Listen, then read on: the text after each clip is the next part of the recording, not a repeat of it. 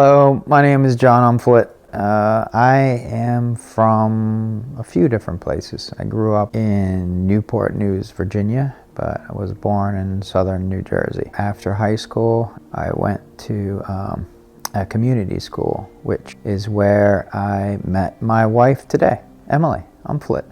Met her, she was getting ready to go off to school, and this is really what began the ideas of going in and making sculpture in my profession today. What placed me here in Vermont, I did my graduate school here. I applied to a number of colleges and got in, Austin, Texas, and Chicago Institute of the Arts, and applied at Bennington College. And the reason I applied to Bennington College is the studio space was just unbelievable. It was just amazing. And my grandfather, Mr. Perfect, had a summer home that was located up here. So I knew of the area, and I always loved the color of the dirt here, actually, and the smell of Vermont when we would visit as a family when I was younger. So ultimately, I made that decision to go to Bennington to do my graduate work. I met John in Metal Workshop 101. It was one of my first classes here at Bennington. And yeah, that was how I got into doing sculpture, was that class.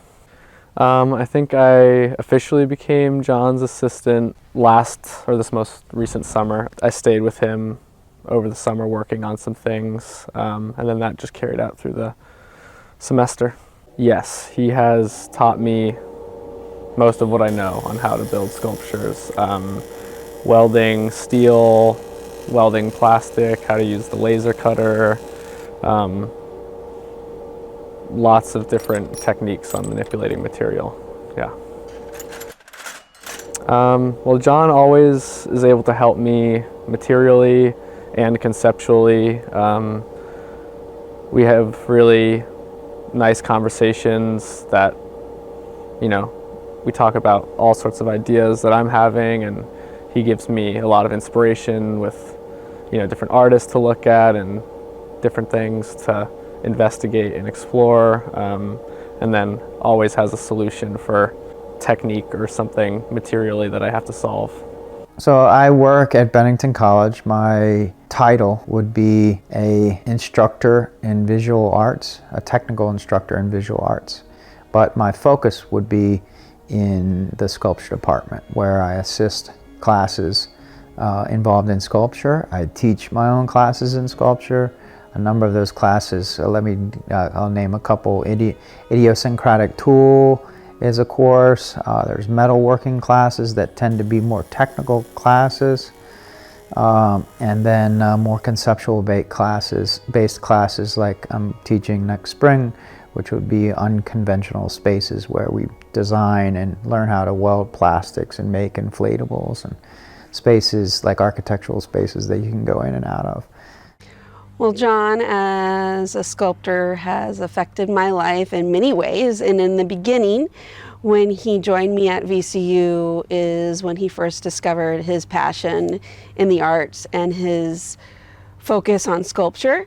And he decided that he wanted to get his master's in Vermont at Bennington College. So after we were married, we then moved up to Vermont, and he said, we could be there for 2 years. We can handle Vermont for 2 years.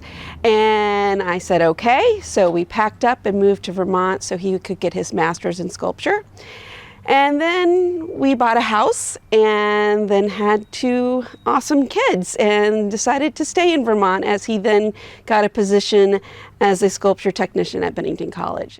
White acrylic, and the great thing is that it matches up with something else that I was just talking with somebody on the phone in order for me to make this piece to go together. And often that's going to happen when when I'm building something. If I'm way out on site and I need to send something over or work on site but in a location here, I can take an image, take those measurements, and then work at it within a Rhinoceros, which is a CAD program, to be able to output it either on this laser or on a plasma cutter, CNC machine, or a milling machine.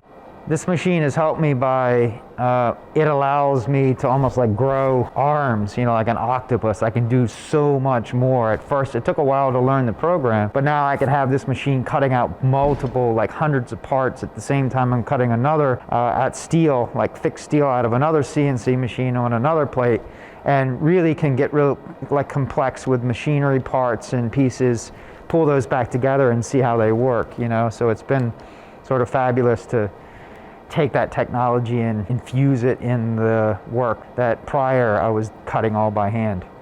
Some of my favorite works that I've made would be work that has to do with the body, where my body is getting manipulated in some way, whether it's being dragged across the floor, or if I'm flying above a car, or if I'm being manipulated in some other way. An inspiration for me within my work would be of the body, and thinking about senses and putting my body specifically into some sort of stress situation, fatigue, because I'm interested in what shuts down where you are vulnerable for periods of time.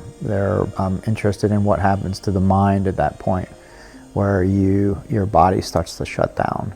I feel like I can express what I want to do through the work. I don't know if I'm actually expressing myself in the work. I like when someone is viewing, if I'm at an opening, normally with my work there's a performance, like this work that I'm interacting with in some way. And then after the opening or closing, the residue of that performance is left over, the things that I actually build. So I bring to it my body, and my body's kind of left as an image or as a video, but not with the work anymore. That my body have maybe made scars on the surface or whatever. So as a way for expressing myself, I think what I look to do is have someone be able to imagine themselves being in that position and being manipulated as well. So there's a work named 38 Special, which I built when I was 38 actually, and have continued to build it in a few different ways. The first time I came across this work and established this is there were 76 of these reeds, like these little screaming reeds. And the idea is that I wanted to build a tank, something that would pressurize and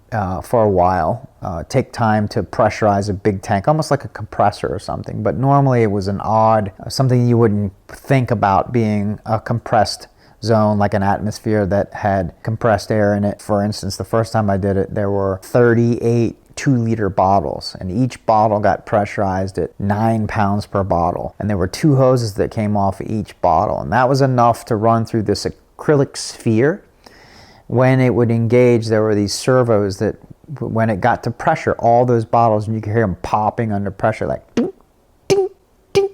And then eventually all that pressure was recognized within a main line, and that servo would open up a valve and then dump all that air through this acrylic sphere, which then would divvy that out into 38 of these reeds that would get sectioned all over the wall or something. I wanted to move somebody in such a way in the gallery that when they would walk in, if they happen to walk in and we're looking at the work, and then this thing would set off and just go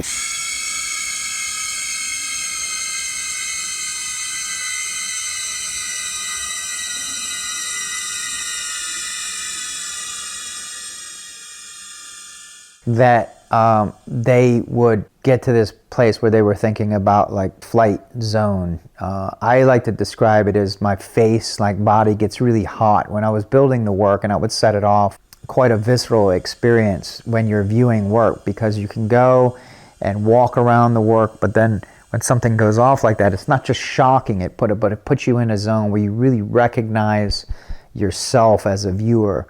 The parameters, and you're wondering about the space that you're in and what's going on as you're viewing this work. My family's always been supportive of my work, especially my wife, Emily. You know, she's always wondering, she gives me time, always wondering what, when I'm going to be home. We have 2 children, and it was tough when they were younger, but now I'm starting to carve more time away back into the studio space. My future is to make more work and to get it out in the world.